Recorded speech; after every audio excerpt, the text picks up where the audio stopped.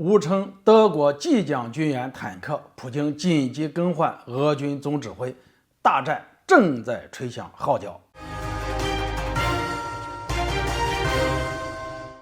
大家好，我是肖一华。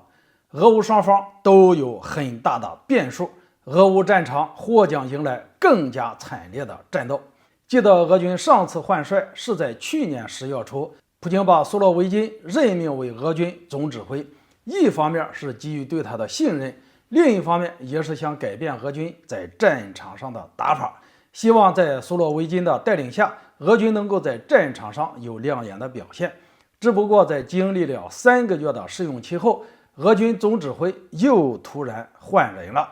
据俄国防部透露的消息称，俄武装力量总参谋长格拉西莫夫将出任特别军事行动联合部队总指挥，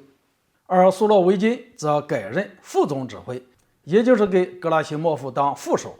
对于这位格拉西莫夫，相信一些朋友都不陌生，他是俄罗斯最高军事指挥官之一，也是俄罗斯著名的战略家，算得上是俄罗斯军方的第3号人物。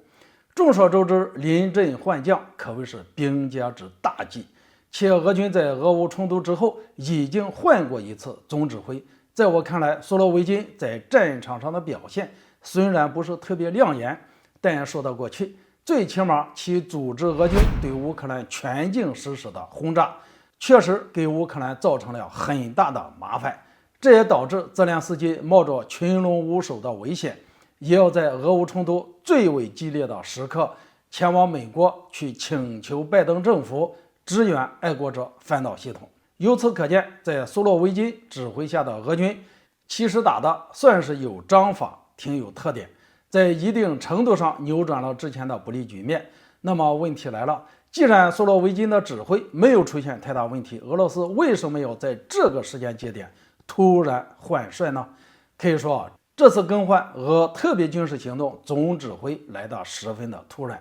而这突然的背后体现的是一种俄罗斯高层的极度焦虑。在分析来看，普京紧急更换俄军总指挥，说明了俄军的进展可能有开始不顺，也可能是遇到一些难题。那么俄罗斯遇到了什么样的问题呢？其实对于临阵换将这一件事情，俄罗斯也给出了自己的说法，表明俄罗斯这次更换总指挥的目的是为了提高总指挥的职务级别。因为在特别军事行动实施过程中，随着任务量的增多，有必要合理统筹俄军各军兵种，使之更加紧密的协同。简单来说，从俄罗斯方面的这番解释来看，这次紧急更换总指挥可能并不是遇到了什么难题，原因很简单，与之前不是一个概念。因为俄罗斯特意提到了提高总指挥的职务级别，什么意思呢？也就是苏洛维金的级别没有格拉西莫夫高，这就意味着从指挥、协调、保障更多的人员、军种、地域以及物资方面，苏洛维金都比不上格拉西莫夫。说的再直白一点，那就是俄罗斯这次专门更换指挥层，其实就是为了下一步更猛烈地实施军事行动做铺垫，而要调动更多的人员、军种以及资源，大概率也意味着战争的规模将要扩大。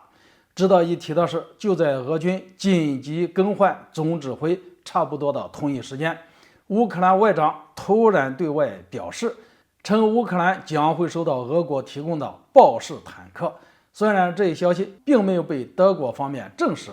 但乌克兰外长放出的这一消息就不排除真的有这种可能。可以说，一旦德国真的向乌克兰提供豹式坦克，那么将对俄乌局势产生非常大的影响。再结合俄罗斯在此时紧急更换总指挥来看，可谓是真正吹响了大战的号角。好了，今天就说到这里，咱们下次见。